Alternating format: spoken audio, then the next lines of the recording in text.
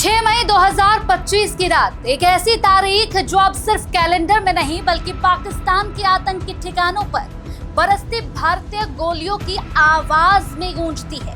ये रात थी भारत के सब्र के अंत की रात और सर्जिकल प्रतिशोध की शुरुआत, जिसका नाम दिया गया ऑपरेशन सिंदूर। एक ऐसा सैन्य एक्शन जिसने दुनिया को बता दिया कि अब भारत सिर्फ मोमबत्ती नहीं जलाता है बल्कि गोली का जवाब मिसाइल से देना जानता है।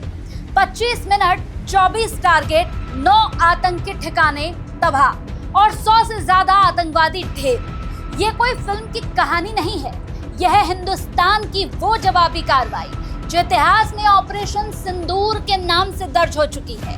आज इस ऐतिहासिक ऑपरेशन को पूरा 1 महीना हो चुका है, तो चलिए आपको बताते हैं क्या हुआ, कब हुआ, कैसे हुआ और अब पाकिस्तान में क्या हालात हैं। 22 अप्रैल 2025 को जम्मू कश्मीर के पहलगाम में एक बर्बर आतंकी हमला हुआ जिसने 26 निर्दोष नागरिकों को 25 भारतीय और 1 नेपाली की हत्या कर दी। हमले में खास तौर पर हिंदू पुरुषों को निशाना बनाया गया।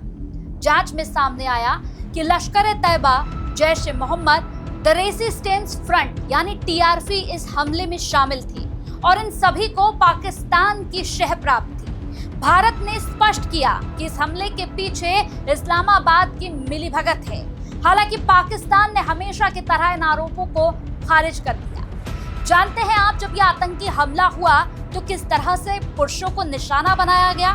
वह पुरुषों से पूछा जा रहा था कि तुम हिंदू हो या मुसलमान हो, तुम्हें कलमा पढ़ना आता है, तुम्हें हमारी आयतें आती हैं, चलो कुछ नहीं तो अपनी पैंट ही उतार कर दिखा दो। कुछ इस तरह से पुरुषों को निशाना बनाया गया और हिंदू मुसलमान का भेद करने के बाद उनकी हत्या कर दी गई। इस आतंकी हमले के जवाब में भारत ने 23 अप्रैल 2025 को एक ऐतिहासिक कदम उठाया और 1960 की सिंधु जल संधि को निलंबित कर दिया। दशकों से इस संधि के तहत पाकिस्तान को 80% पानी मिलता रहा, लेकिन इस फैसले के बाद वहां पानी की गंभीर किल्लत शुरू हो गई, जिससे उसकी चिंता और बेचैनी बढ़ गई। भारत ने हमले के महज 2 सप्ताह के अंदर जवाबी कार्रवाई करते हुए 6 और 7 मई की रात 1:05 से लेकर 1:30 के बीच ऑपरेशन सिंदूर को अंजाम दिया। ये मिशन विधवा हुई उन महिलाओं को न्याय दिलाने की प्रतिज्ञा थी जिनके पति पहलगाम हमले में मारे गए थे। इसीलिए इस ऑपरेशन का नाम सिंदूर रखा गया था। इस ऑपरेशन में थल सेना, वायु सेना और नौसेना, तीनों सेनाओं ने संयुक्त रूप से हिस्सा लिया। ये 2016 की सर्जिकल स्ट्राइक और 2019 के बालाकोट एयर स्ट्राइक के बाद तीसरा बड़ा सैन्य जवाब था। सिर्फ 25 मिनट की इस कार्रवाई में भारतीय बलों ने 24 लक्ष्यों को सटीकता से नष्ट किया। कहां हुए हमले, ये भी हम आपको बताते हैं। पाक अधिकृत कश्मीर के 5 आतंकी ठिकाने निशाने पर रहे। पहला, मस्जिद सैदाना बिलाल, मुजफ्फराबाद। दूसरा, गुलपुर ट्रेनिंग कैंप, कोटली। तीसरा, सवाई नाला कैंप, मुजफ्फराबाद। चौथा, मस्जिद अहले हदीस, बरनाला, भिंबर में। और एक अन्य जिसे गोपनीय रखा गया है। पाकिस्तान के पंजाब प्रांत में भी 4 ठिकानों को तबाह किया गया। सरजाल कैंप सियालकोट, महमूना जोया ठिकाना सियालकोट, मार्च तैयबा, मुदिर के मस्जिद सुभान अल्लाह बहावलपुर। इसके बाद पाकिस्तान तिलमिला उठा, लेकिन होना क्या था, कुछ नहीं। पाकिस्तान के तिलमिलाने से न कल भारत पर कोई फर्क पड़ा था, न आज भारत पर कोई फर्क पड़ने वाला है। इस ऑपरेशन के बाद पाकिस्तान में सैन्य और खुफिया तंत्र में हड़कंप मच गया। मीडिया रिपोर्ट्स के मुताबिक इन हमलों में कई आतंकी मारे गए और बड़ी मात्रा में हथियार और संचार उपकरण नष्ट हो गए।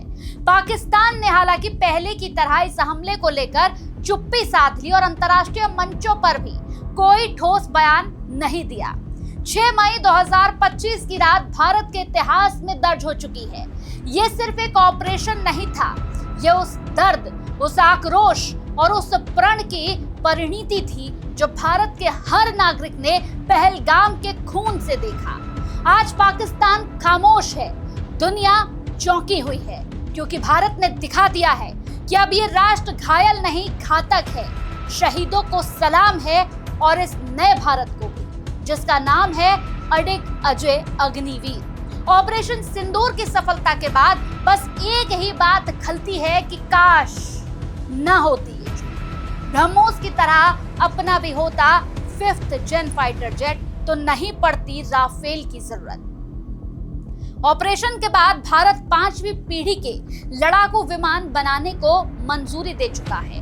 प्रोडक्शन शुरू करने से पहले विमान को अभी डिजाइन, विकास और परीक्षण की एक लंबी प्रक्रिया से गुजरना पड़ेगा, जो एक बड़ी चुनौती वाला और समय खाने वाला काम है। ऐसे में भारत सरकार के सामने तुरंत इस जरूरत को पूरा करने की चुनौती है। भारतीय एयरफोर्स अब सार्वजनिक तौर पर फाइटर जेट की कमी की बात करने लगी है। दरअसल चीन और पाकिस्तान से 2 मोर्चों पर चुनौतियों का सामना कर रही इंडियन एयरफोर्स को अपनी क्षमताएं बनाए रखने के लिए फाइटर जेट्स की 42 स्क्वाड्रन की जरूरत है। एक स्क्वाड्रन में 18 विमान होते हैं, लेकिन मौजूदा वक्त में एयरफोर्स के पास 32 स्क्वाड्रन बचे हैं। दूसरी तरफ चीन और पाकिस्तान की एयरफोर्स अब 5वीं पीढ़ी के विमानों से लैस हो रही है। ऐसे में चुनौती तो है, हालांकि इस चुनौती को सरकार और वायुसेना दोनों समझती हैं और इसके लिए उचित कदम भी उठाए जा रहे हैं। भारत सरकार ने 2007 में रूस के साथ 5वीं पीढ़ी के फाइटर जेट के निर्माण के लिए एक अंतर सरकारी समझौता किया था। इस समझौते के तहत रूस में सुखोई फाइटर जेट बनाने वाली कंपनी और भारत की सरकारी कंपनी HAL एक 5वीं पीढ़ी के फाइटर जेट का विकास करने वाली थी। इस प्रोजेक्ट को ब्रह्मोस मिसाइल की तरफ आगे बढ़ाना था। ज्ञात हो कि बीते दिनों ऑपरेशन सिंदूर में पाकिस्तान के एयरफोर्स की कमर तोड़ने वाली ब्रह्मोस मिसाइल को रूस के साथ ही मिलकर डेवलप किया गया था। रिपोर्ट्स के मुताबिक भारत और रूस ने जिस 5वीं पीढ़ी के फाइटर जेट की कल्पना की थी, वो एक स्टील्थ जेट था। उसमें 2 इंजन लगाए जाने थे। उसको हवाई, जमीनी और नौसैनिक टारगेट्स को नष्ट करने के लिए बनाया जाना था। इसके लिए भारत ने 2006 में ही अपनी एक टीम रूस भेज दी थी। समझौते के बाद दिसंबर 2008 में फाइटर जेट की डिजाइन और दिसंबर 2010 में खर्च को लेकर समझौते भी हो गए। भारत और रूस ने 6 अरब डॉलर के निवेश से 154 विमानों के उत्पादन की योजना बनाई। भारत ने रूस से इस परियोजना की तकनीकी समानता और सोर्स कार्ड साझा करने की मांगी। सोर्स कार्ड किसी विमान में सॉफ्टवेयर नियंत्रण प्रणाली होती है। उसी के जरिए भविष्य में विमान में किसी बदलाव को अंजाम दिया जा सकता है, लेकिन रूस ने इस सोर्स कोड को देने से इनकार कर दिया। फिर बातचीत हुई और इसके लिए रूस ने अतिरिक्त 7 अरब डॉलर की राशि की मांग की। विमानों की संख्या, सोर्स कोड, तकनीकी हस्तांतरण जैसे मुद्दों पर यहां असहमति के कारण 2016 तक भारत की इस परियोजना में दिलचस्पी कम हो गई। फिर भारत ने 2018 में आधिकारिक तौर पर इस परियोजना से निकलने की घोषणा कर दी। भारत ने SEAMCA प्रोग्राम पर ध्यान केंद्रित करने का फैसला किया। इसके साथ ही एयरफोर्स की तत्कालीन जरूरतों को पूरा करने के लिए फ्रांस के 36 राफेल विमान खरीद लिए, जिसे 5वीं पीढ़ी के फाइटर जेट परियोजना से भारत बाहर हुआ और उस पर रूस ने काम जारी रखा। फिर ये सुखोई 57 के रूप में सामने आया। इस विमान में कई ऐसी चीजें हैं जो भारत की जरूरतों के अनुकूल है। इस तरह रूस 5वीं पीढ़ी के फाइटर जेट बनाने वाला तीसरा मुल्क बन गया। इससे पहले अमेरिका और चीन के पास 5वीं पीढ़ी के फाइटर जेट हैं।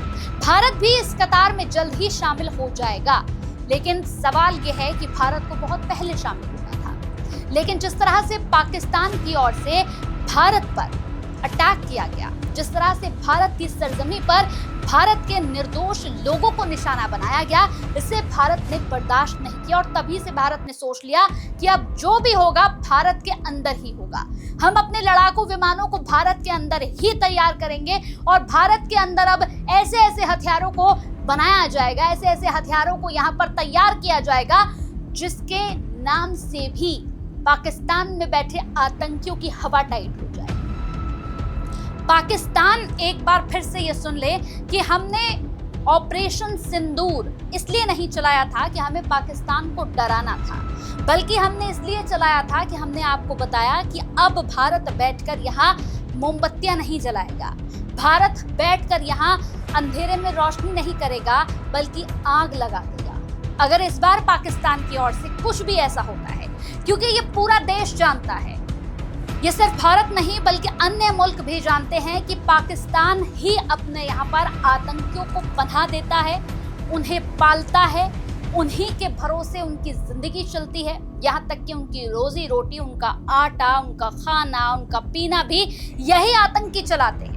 पाकिस्तान की सरकार सिर्फ बैठकर देखती है और बाकी सारे काम पाकिस्तान के इन दहशतगर्दों से चलते हैं। शायद इसीलिए जब इन आतंकियों को भारत ने निशाना बनाया तो इनके जनाजों पर जाकर पाकिस्तानी सेना आंसू बहा रही थी। वहां की सरकारें तिलमिला रही थी कि हमारे पाकिस्तान में इसे क्यों निशाना बनाया गया, इनके घर बर्बाद कर दिए गए, इन मासूमों की जान ले ली गई, ये जानते हुए कि ये मासूम नहीं थे।